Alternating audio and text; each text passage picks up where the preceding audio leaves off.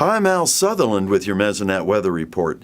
This week, folks are thinking freeze and fire. Last weekend was a cold one, with freezing temperatures across the state on Saturday and Sunday mornings.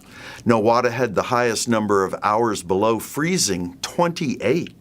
Honors for the coldest temperature went to Slapout with a minimum air temperature of 16 degrees. Every Mesonet site went below freezing last weekend. The lowest number of freeze hours was at Idabel, 6 hours. The check for freeze damage has started and will continue next week. Some plants are very sensitive to cold, while others barely notice the chill.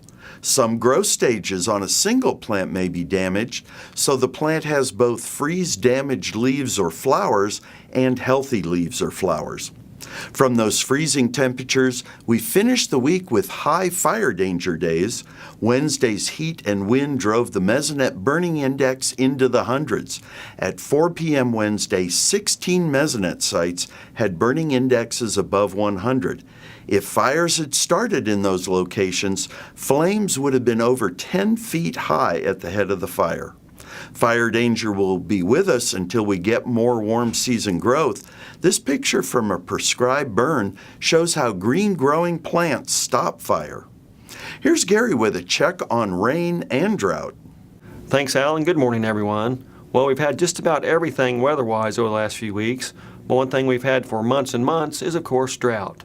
And it is really packing a wallop across western Oklahoma. So let's get straight to that new drought monitor map. Well, as you can see, the western half of the state covered by severe to extreme to even exceptional drought. The worst category on the drought monitor, that covers much of the northwestern quarter of the state all the way through the Oklahoma Panhandle.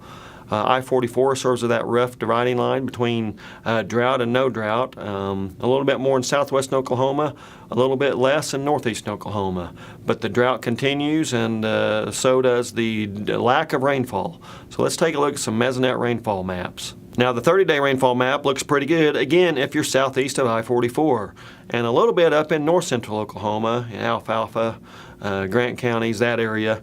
However, if you look at the percentage of normal rainfall from the Mesonet for the last 30 days, you'll see even that area up in north-central Oklahoma is still well below normal. And, of course, the good rains, as usual, are down in south-central over into east-central Oklahoma. Now, the worst of that drought up in northwestern Oklahoma, that has its roots all the way back into the 1st of October of 2017. If we look at a 180-day rainfall map, we can see again the same type of pattern. Western Oklahoma, largely devoid of significant rainfall, but some pretty good rains across southeastern Oklahoma. Now, the percentage of normal map is just about the same as the 30-day map. I-44 once again serves as that rough dividing line. You go out to the Panhandle and they have less than 10% of normal rainfall. Now, we did have significant fire weather this week. That did a lot more damage, I'm sure. So we're going to have to take that into account in next week's map. So stay tuned for that next week, and we'll see you then on the Mesonet Weather Report.